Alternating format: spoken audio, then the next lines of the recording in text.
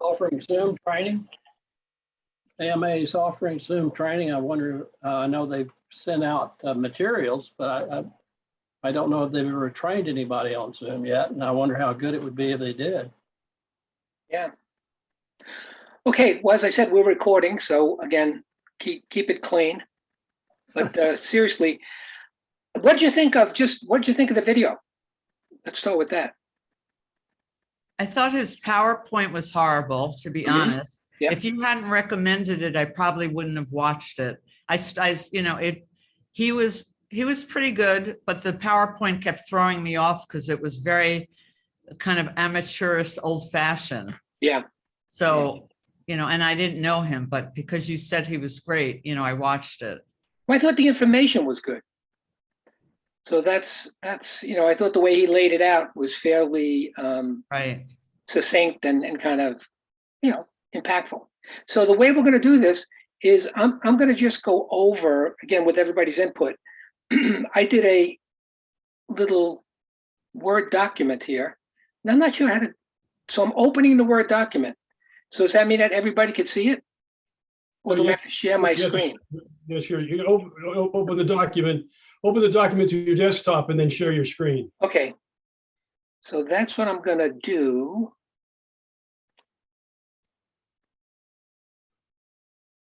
Whoop, if I can ever get that together here.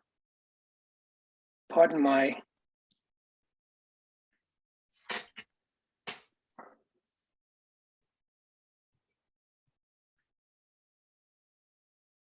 So now everybody can kind of see it? Yes? Yes. Yes or no? Yeah. Okay. Yeah. So again, what I did was try to kind of combine like cliff notes from the speech. And so if we can go over that, then again, you can break in if you want to comment on any of this. And then we have a couple of people here who can talk about the reality of doing a keynote. So I think the title of that was How to Turn Great Content into a Great Keynote. So you started off with talking about what's the big idea, what's the big deal, and then what is what you want to talk about important, and what can you say that will make them think this is more important than I realized, and we need to deal with it. So that was kind of how he opened it up, and then he talked about training about how, and the keynote is about why. And then I liked what he said about the differences here, that training is long form, keynote short form, 30, 40 minutes. Training focus on teaching, keynote focus on story.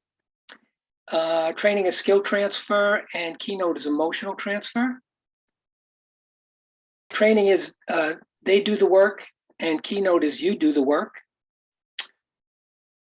Training is expect to be educated and keynote is expect to be entertained or motivated.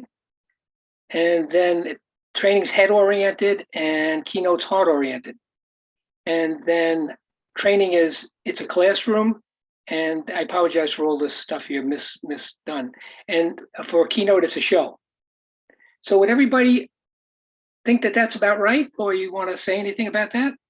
I disagree with a lot of it. Yeah. I do also. I Yeah. disagree with a lot of it. Yeah. You disagree with a lot of it? Yeah. Okay. So say what you disagree with. Let's talk about it. So I think this is one form, Mhm. one difference, and that is certainly one way to approach keynoting. I almost feel it's a little old school. I will tell you that the bureaus will tell you now that a lot of clients are actually looking for more prescriptive, for more actionable, more implementable keynotes rather than just, oh, it feels good and that was fun. Oh, great. No, that's a good piece of information. So I've actually been booked more because I come out of a training background, Mhm. and I have an interactive style. Now, I do agree with some of this of course, it's a short form. I don't think you have to focus on story, but I think you need to incorporate story. But I also think you need to incorporate teaching. Okay. I think there is both an emotional and a skill transfer. Like, I just don't think it's an either or. Okay, I think in terms of the work, if you can incorporate 1 to 2 experiential moments, it makes a more powerful, more engaging keynote. So I try to have at least 2 experiential opportunities, which would be, they do the work, but it's not like there's no worksheets, there's no handouts. I mean, there are keynoters that do things like that, but for the most part, that is rare. okay, And I think they want to be both entertained and educated. okay. So, yeah, I think it's training on steroids or keynoting with, an infusion of training. Thank you. I agree with Michelle. Right down the line, yes, it is a short form, and I will allow for that distinction, but I integrate stories in my teaching. I think they're an integral part of training. I'm also very interactive in my approach. I would feel, frankly, and have felt that I would be cheating my audience if I focused exclusively on story.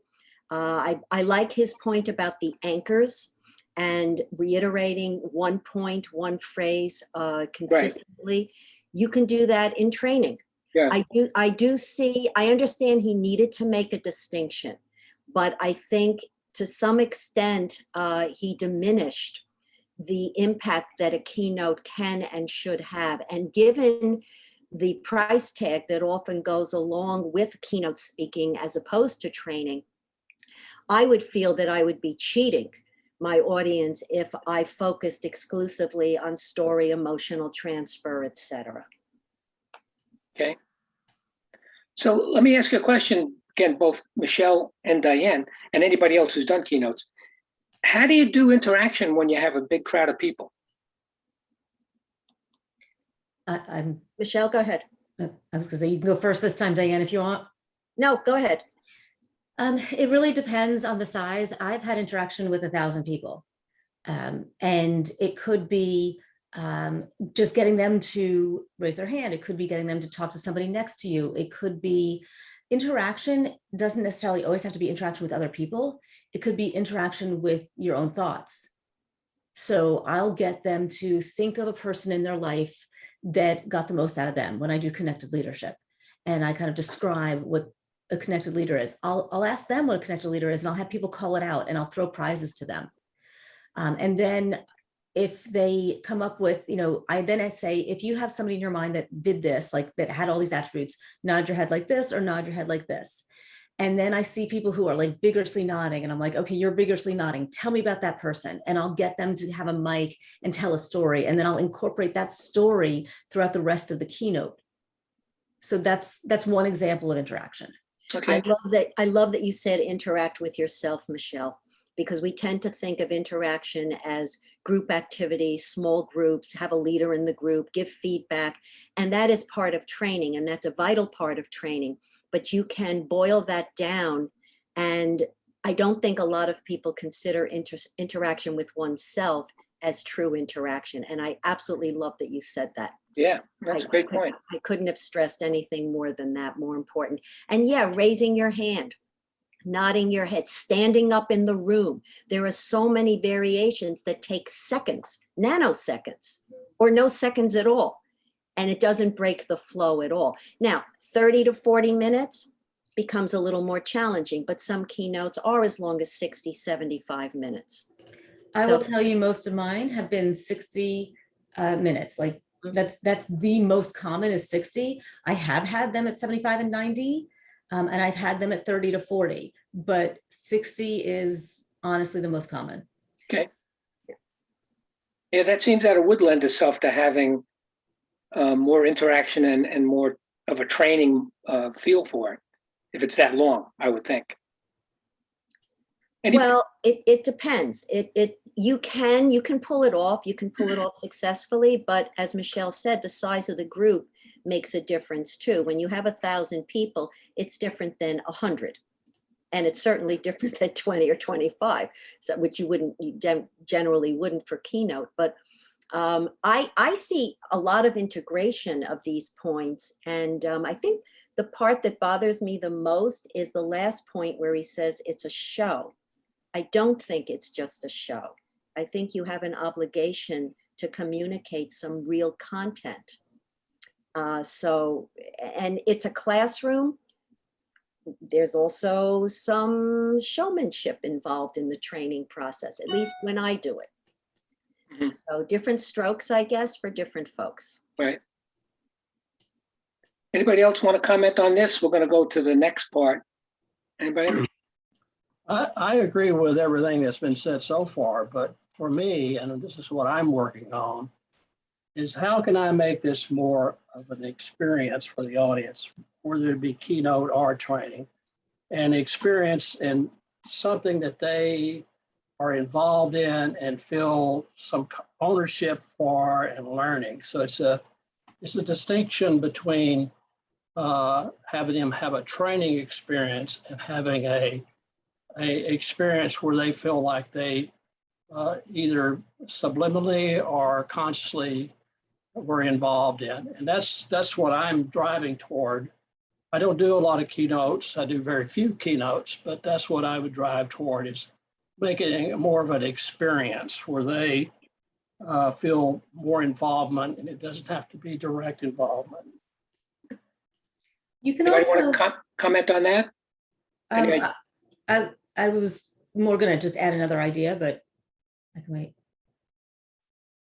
Go right ahead. I was saying, I like what he was saying, what Dan was saying about involvement, because one of the other things I've done, especially like the largest audience I had is about 2,000.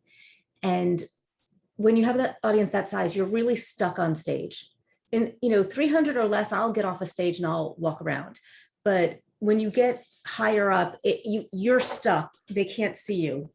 And so what I've done instead is bring somebody up on the stage with me, and you can do like a demo and have that experience. I've done it where I had microphones in the aisles, and whatever I demoed on stage, I then had people line up and we would go back and forth.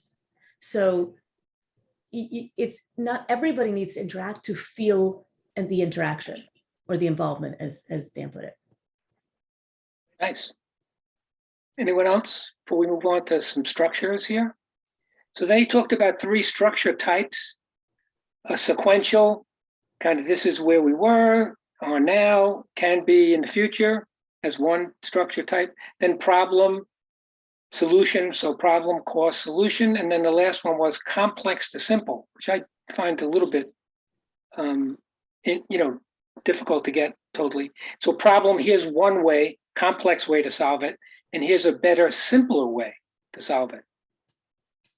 Again, I'm sure there's other structure types. And he talked about the keynote is one note. And then one of the things that he talked about a lot was the month after message.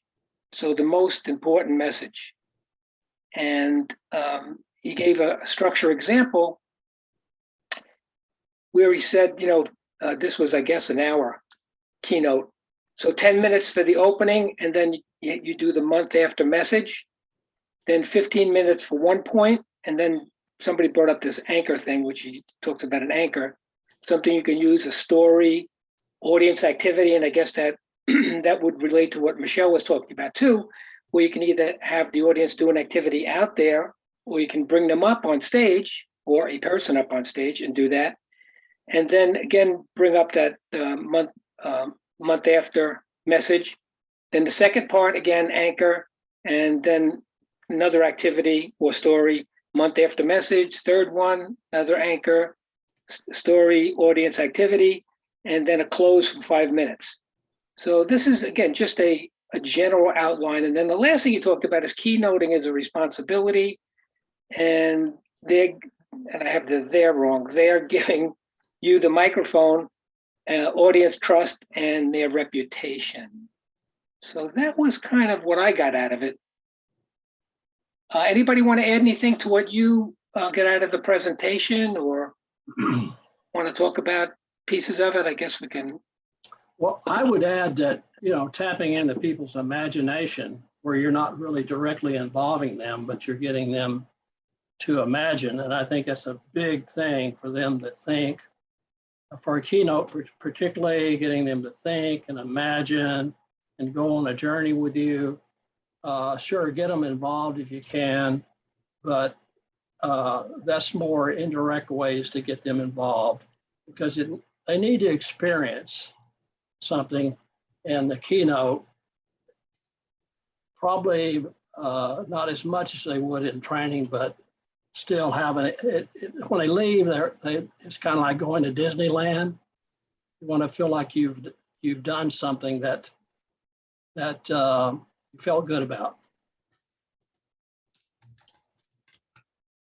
So I'm not sure. I'm not sure. So what do you, when you're involving them, then how are you doing that? You know, giving them that Disneyland experience, Dan? Well, imagination, tapping into their imagination. I'm also saying that it's good to get them to turn and share with each other. That's direct. I'd call that direct involvement. I'm talking about indirect involvement, tapping into their imagination. And that's one of the good things about stories, that you actually can help people tap into their imagination and feel like that involves them. Even though they're not directly doing anything, they're being involved in their thinking in an imaginary process. Does that answer your question? Yeah, I think it does.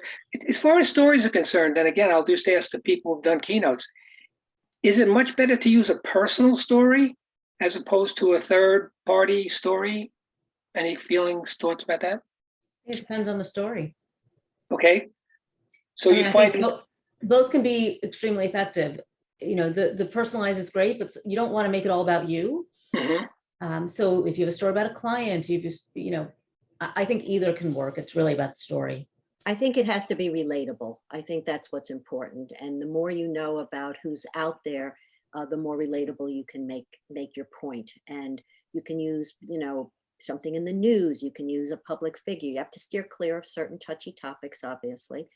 But yeah, I think the most important thing for me is to make it relatable. I think it has to be relevant and relatable. And I would say that what we call in the speaking business, a signature story that you own, that is compelling, exciting, interesting, that you've actually experienced yourself. I think that is much more powerful than telling other people's stories or stories about someone else. Mhm. I think it's also, when you're doing a 3-day training program, you've got wiggle room for maybe a story you tell falling flat. You can recover from that by being great, 20 minutes later, an hour later. You don't have that kind of wiggle room with Keynote. So I learned very early on, the hard way, to test out what I thought was a great story. And it didn't go well. And I, for the life of me, couldn't understand it because I thought it was great. But then it was pointed out to me by someone, a friend, very bluntly said, yeah, you think it was great because you experienced it, but it's not something that most people can relate to. And so I test out my stories in advance. And Yeah. I find that, that it generally works well, including laughs. Now, that's another thing. If you're going for a laugh, you damn well better test it out in advance. That's just really nothing worse than 1,000 people just staring at you when you expect them to break into laughter or applause.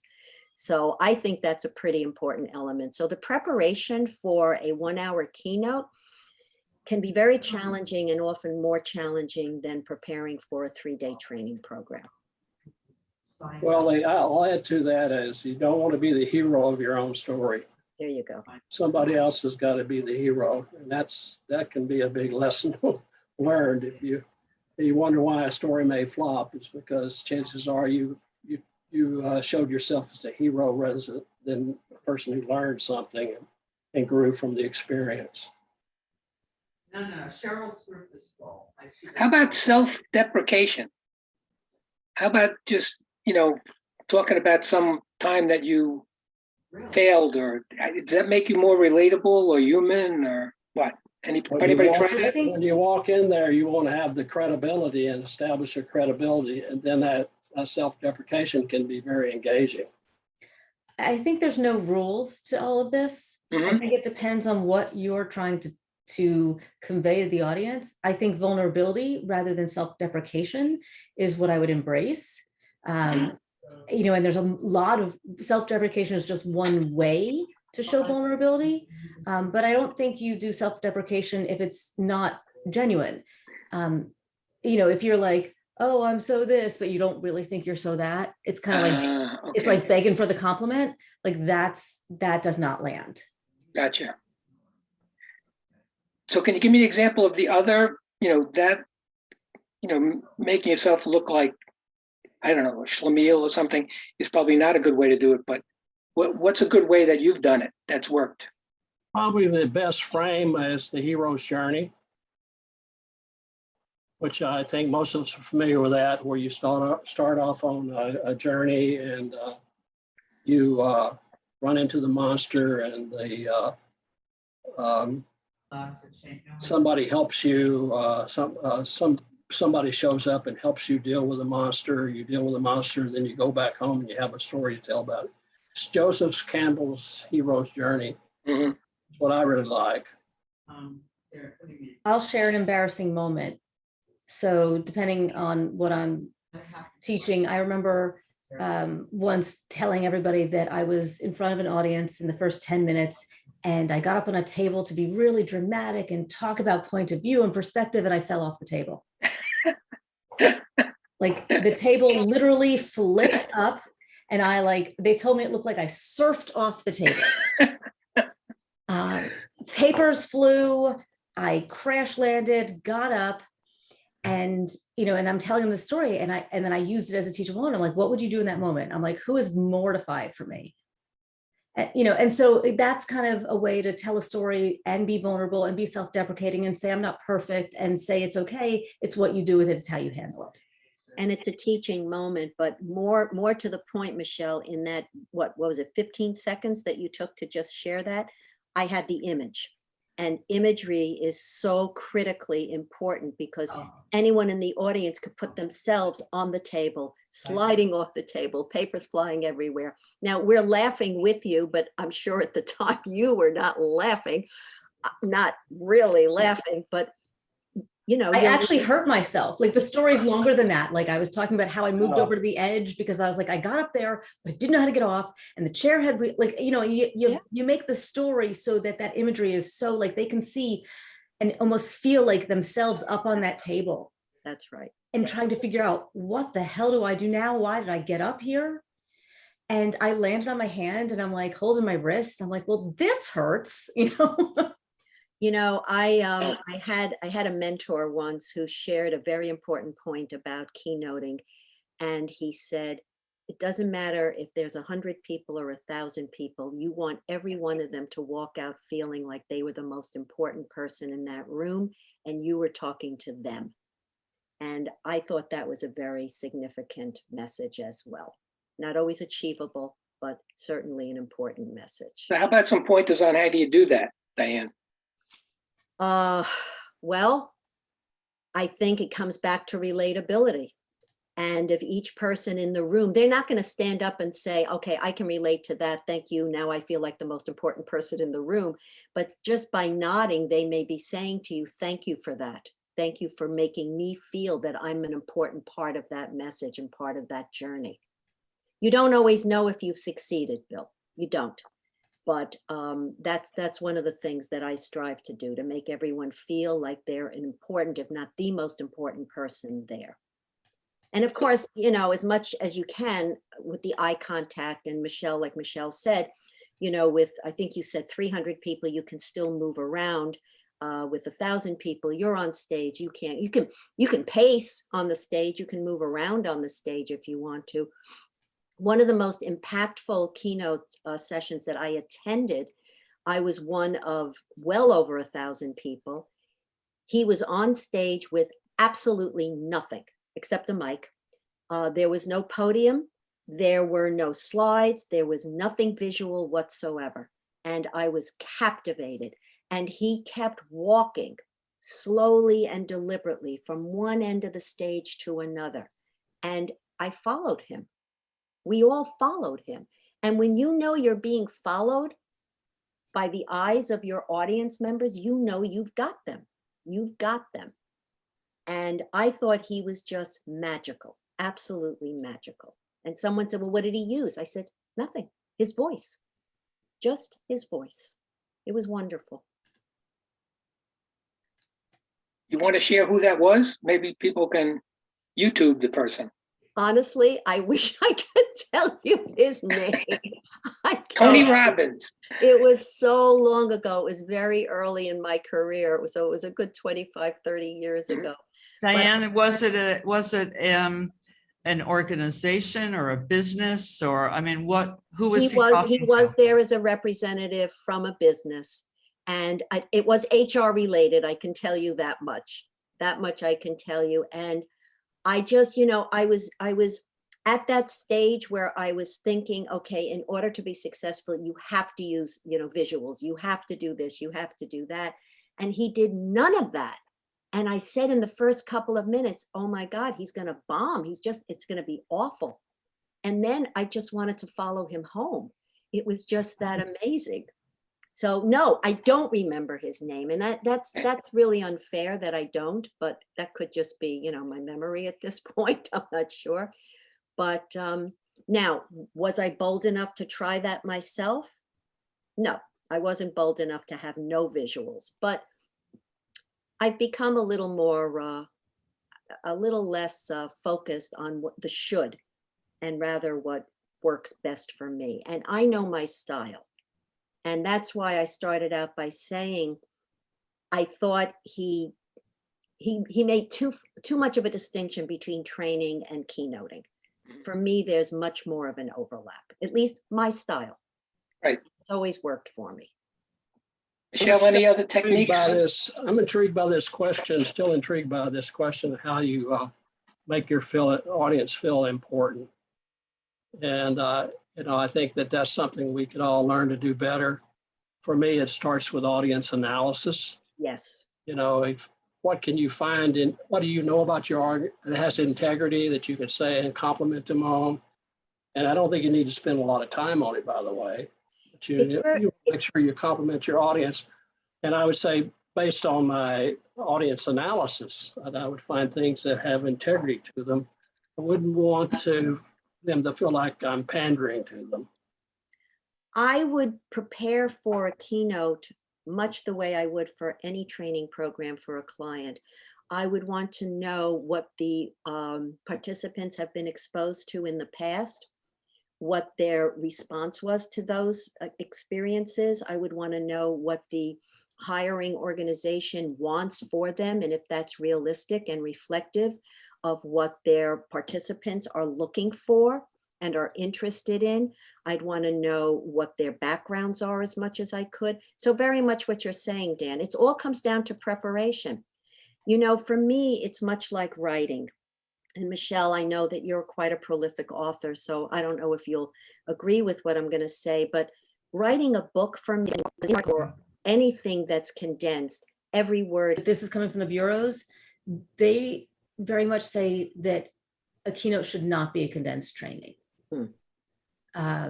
Because they say that the keynotes have to have more air to them. And it's a phrase that I know what I mean by that. And if it's not clear, it's if you're trying to condense something, there's no air left in it. I understand, but it also suggests to me less substance, and I'm just not with it. So there are some from the idea of so fewer points, fewer prescribed items. There was a question of how to make your audience feel important or something like that I thought was interesting, and I was kind of thinking about it. And there's a lot of things you guys are talking about. I'm like, yeah, I don't overanalyze my I don't do all the things you're supposed to do, but I don't believe in the shoulds. I kind of do my thing, and if they want me back, I go back. And I'm not like that keynote that is so crisp and clean, does it the exact same way every time and has the joke here. That's just not who I am. The way I make an audience feel important is I spend time before I'm on stage out with them. I have conversations, I meet people, and I then will get on stage and say their name and say something about the conversation. So I don't ever have a script, and I've never done a talk the same way twice. when I did my first international talk in Hong Kong in 2015, I was terrified. That was the first time I broke 1,000 people in the crowd. And I, did the dinner the night before, and I talked to people, and I got on stage, and I was like, oh my God, I have to do this now. And I said, ni hao. And it was something that they taught me the night before, and everybody cheered. Doing something like that is it's so small. It wasn't even planned. It was just part of a conversation. I'm like, oh, thank you, Andrew, for teaching me that, and then I'm like, okay, now I can breathe and I can do my thing. So I think, remembering somebody's name that you spoke to and saying, when I talk to so-and-so, they feel special. And when you make one person that is a coworker or sitting near that person feel special, you make a whole group feel special. So again, like, I gotta tell you, I don't think I thought about all of this in advance and what I was trying to do. I just was doing it. So I think we all have our own strengths and tendencies and ways that we bring our audiences in. And if you were up on that stage, you would do those things naturally. That's right. I think Going you in can do reverse, both. I could maybe plan some better things, but Yeah. I like what you said. I think you can do both, though. The other thing is, it's sometimes not possible, but make sure that you don't, that you're there and hear what the other speakers are saying. love So that. you don't say something that they've already talked about, I and love to a reference lot of back things to you them. can do, and these are really good tips. So thank you, Michelle. My pleasure. No, I love that, Dan. If you can be there and talk about another speaker and then link back to something of their message or something they said, I love doing that. But some keynoters are scripted. They have their thing. They do it once. They'll never go back to that same audience.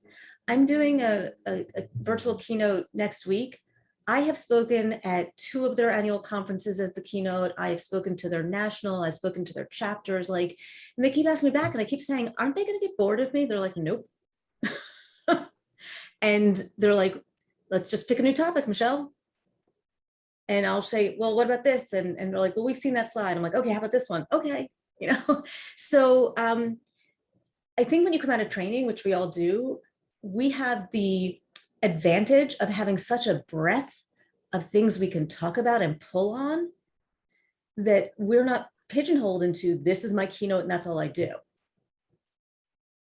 I love what you're saying, because to me, the worst keynotes are people who are trying to emulate somebody else, like the Tony Robbins would, wannabes kind of a thing. And that to me doesn't really feel authentic. So, I mean, we're all different. And that's why someone might want you and not me, or they want Dan, or they want Diane or Bill, because we bring something different to the table. And I think that's a good thing. You mean you don't have people walk over coals at the end of your keynote? I have actually once. I think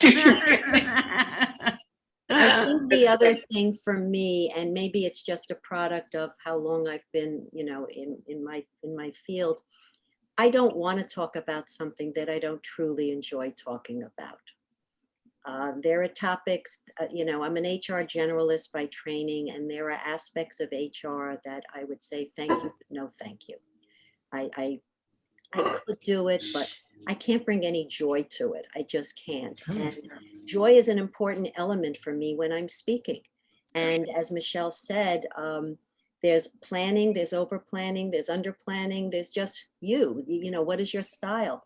I like having some sense of organization. I do, it's important for me, but I don't take notes with me. I do have, I have little sayings in my head that I draw from sometimes, and they help me remember something that maybe I want to integrate, but it was optional. And it is different each time. It is. I could talk about body language endlessly, for example. I love, love, love, love talking about body language, but there are different elements. I could spend 60 minutes just on facial expressions, and I would have so much fun doing it. So if I can't have fun at this point in my life, I don't want to do it. Hey, John, you were giving a thumbs up when Michelle was talking about going out and talking to people. Can you share something with that? Oh yeah, that was great, Bill. Good eyes, good facilitation. A couple of tips. I just was listening to everybody. It was great conversation. Some tips for somebody that's never given a keynote speech. A lot of good tips. One of the things I got out of listening to everybody today is that it's a full range, and like Larry Winget says, like you can go from one range to another range, and everybody can be a good keynoter. Everybody doesn't have to do it the same way. So some people go on without a lot of prep. Some people go on with a lot of prep. I got like 4 tips I want to share. Number one, especially for somebody who's doing keynotes for the first time, run through each slide by slide out loud in front of the mirror. You may think you know the words in the training program, the words just flow and come to you. With a keynote, when you're on stage by yourself, it's different. And a lot of times the words don't pop because it's a whole different setting than an actual classroom.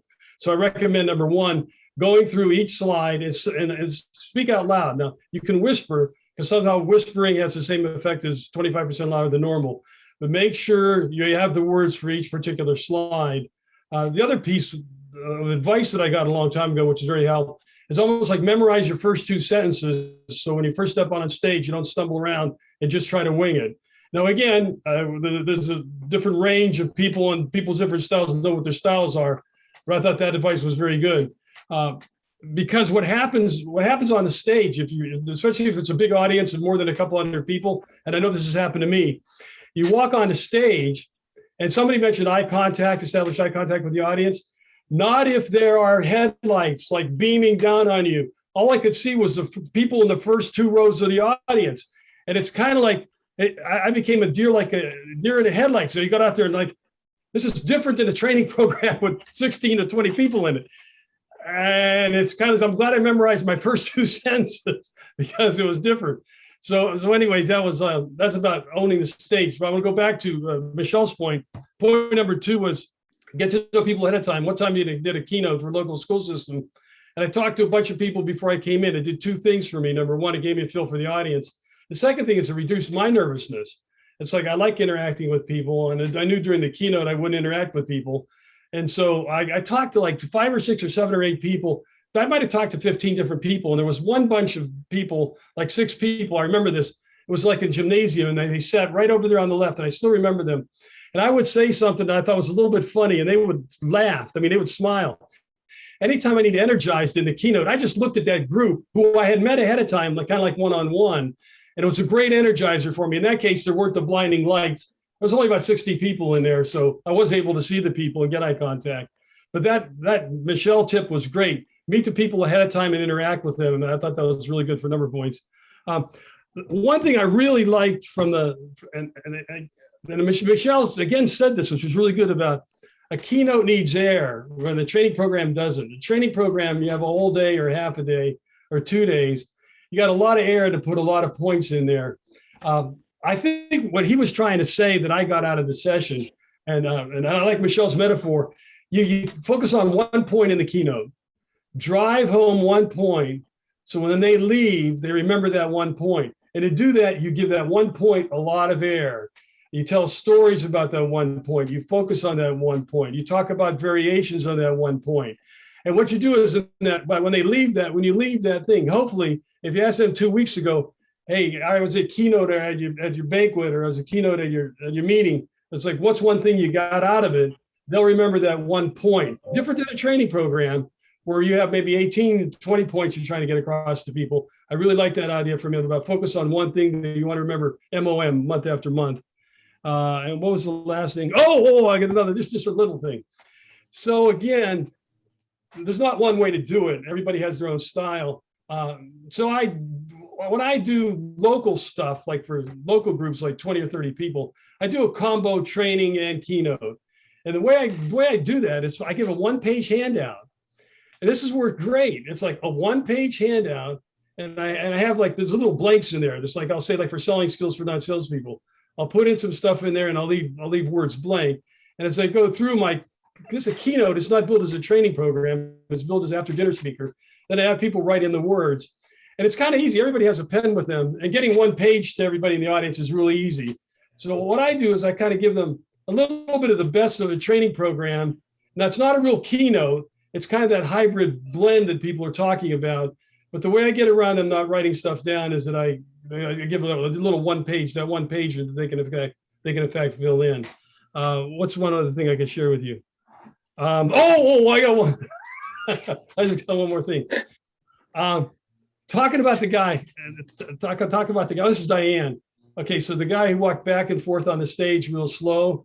All right, I don't know the industry person, but I'll tell you, a professional speaker does that is Tom Peters. Okay, Tom Peters, famous author. The way he does it, he doesn't have any notes on stage. What he does, he has the microphone and he walks slowly from one side of the stage to the other, and people follow him one stage and then the other. And I just thought he was greatest speaker I ever heard in my life. And I thought it was wonderful. And he made it look so natural. All right. And then what happened is I started looking up more and more Tom Peters speeches. And he did a speech in England like 2 years before the speech that I just saw him. I saw some of the same stories in that speech. And I said to myself, that son of a gun, he's probably given that speech like 15 times. He's taken the best stories and he's put those best stories into the one that I just saw. And so I guess my final comment is that you may not be able to blow them away on your first shot with the individual keynote, but Peters, who I don't know, he might get $50,000, $60,000 for a keynoter right now.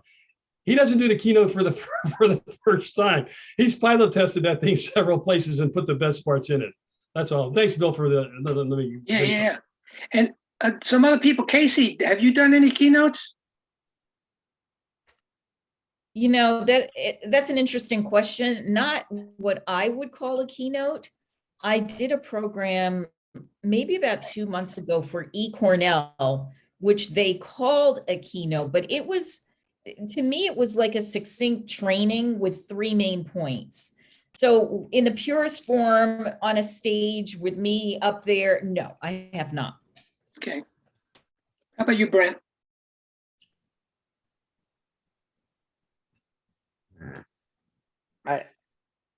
Not by the name of a keynote, but I've done some like closing sessions at a national conference.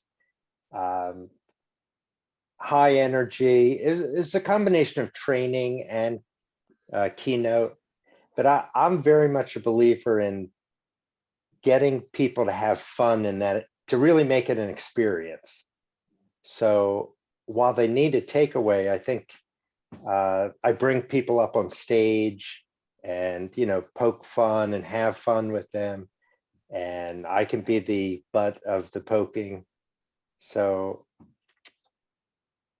yeah, but I haven't really been hired, let's say, at a company's national sales meeting as the keynote who's going to come in. Yeah. Okay, great. So we talked a little bit about this month, month after message. So it sounds like people think that that's a good thing. Any month after message that you've delivered for people who've delivered keynotes, or even if you've delivered something at the end, anybody have something like that that you could share? And do you think it's important to have that? Good, John. I actually do that in my training programs. By the way, Casey, I want to compliment Casey. Casey, I think what you said is you synthesized a lot of what we're talking about today. That's the blend between the keynote and the training. It's taking 3 main points that they can use when they leave the keynote. And what you do is you give each of those points air, throughout your keynote. And that's the combo. That's the not just entertaining them. They leave with real solid stuff. I really appreciate the way you succinctly described that hybrid, because a lot of people were saying they disagreed with what that other guy said, making 2 distinctions. And I thought you did a good job with the hybrid. What I do in my training programs, again, on the hybrid, is I do the MOM throughout the program almost. And my big thing on project management is goals, roles, and procedures. It's like I start off with goals, roles, and procedures. I talk about it later on. I talk about it later on. I talk about it later on. I talk about it later on. And I talk about it at the end of the program. I hammer that. It's kind of like I tell people in the class, I go, I'm an old guy. I say, you can tell I'm an old guy. 10 years from now, I'm going to be walking around down here, downtown New York, and you may see me. You may forget my name, but you're going to look at me and you're going to go, there's the goals, rules, and procedures guy. And I said, so you're going to make my day. So I got to tell them, even when I tell them that story, you see, I'm hammering it again. So I do that with a number of points in the program. So there's like that hybrid aspect. How about you, Michelle? Do you use that month after message? As I listen to a lot of this, I'm like, I don't think I plan or prescribe as much as I possibly could. I loved that story, John. And I was trying to think if there is, when people stop me, what it would be, and I'm not sure what that would be. It depends on the talk, because I have at least a half a dozen that I do regularly. And then I also customize off of that. So,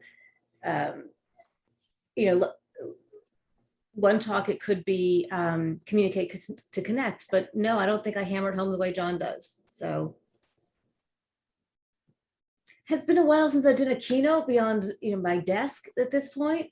So maybe I'll implement some of these ideas. What I'm thinking about is what I call the phrase. I got this from somebody else, but the phrase that pays. And for Martin Luther King, it was, I have a dream. And maybe that would qualify as something that you would help you have a month after message. I'm not familiar with that phrase, by the way, month after message. That's apparently something y'all talked about last month. No, that was in the video that you watched. I didn't see the video either. Okay, well, watch it. It's pretty good, I think. Yeah, No, so it's not I think the phrase that pays, things that you can repeat that sort of captures the essence of your message is a very powerful thing. I got that from Doug Stevens, and he teaches storytelling. The other thing that we haven't talked about, and the keynotes I've given, I've always used slides, but I noticed that they're really great keynoters. They don't use slides, which is interesting. Thoughts on that? Do any of you use slides or don't use slides, or what do you use? Anybody want to comment on that? You can use your body, your gestures and so forth. You can be AOC and have something written on your dress. Yeah. Do that too. I do have slides, but I will say for an hour-long keynote, I might have 12 total slides, of which 9 might have actual content. And one of the things I will do is I will turn off the slides. So, there'll be a slide on and slide off, and even just that change of visual can help with attention. But it's very few slides. There's very few words on any of the slides. And what were you saying? I heard somebody. No? Okay. And sometimes I do think it's for me, but I find less slides allows me more wiggle room to follow a story that comes up, to follow a question. If I have too many slides, I don't like them seeing me jump a slide, because then they feel like they missed something. So less is more for me. Nice. Slides have a lot of light out there that's at a subliminal level, kind of overpower compared to you. That's a kind of a finer point. And I have to just say, it was on Zoom, not in person, but the last one I did for an organization asked me not to have any slides. They didn't want it. They wanted the personal interaction, and they didn't want the distraction of a PowerPoint or slides. They thought it was less personal. So, you never know. Anyway, I have to go, people. I'm sorry. This was great. Thank you. Yeah, when is our next meeting? In 2 weeks. In 2 weeks. Okay. I may be in California. Okay. So, but I'll look. Thank you, everybody. That was great. Really appreciate it. I've Zoom got to in jump for another California. meeting. Good So to we see have 5 minutes, but did anybody I want to actually add? have to jump too, because I've got Okay. a coaching client right at the top of the hour. So Okay, so let me ask you just, Michelle, before you run, Mhm. is there anybody that you would recommend us watching that's done a good keynote speech, that if we, went into YouTube, we might pick up some things? There's a speech called Nice Bike. Sharon Brock, I can never pronounce his last name, but if you put in Nice Bike keynote, Sharon Brock, Mark Nice Sharon, Bike. Nice Bike. like BIK. motorbike, like motorcycle, nice bike. He is like the epitome of what this guy talks about. If you want to see an example of what that looks like, this is the guy who does this speech, does it every time, knows his moments. It's beautiful. It is well crafted, and it's the only thing he does. Great, So thank you. you're welcome. All Yeah. right. Bye, guys. See ya. So anybody else have any questions that we can deal with in the next 3 or 4 minutes that we have? I don't know if it's relevant, given, the essence of what we're talking about here, but does anyone have any suggestions on how to get keynote assignments? Just cold, not necessarily through connections that you currently have, but cold. How do you get keynote connections?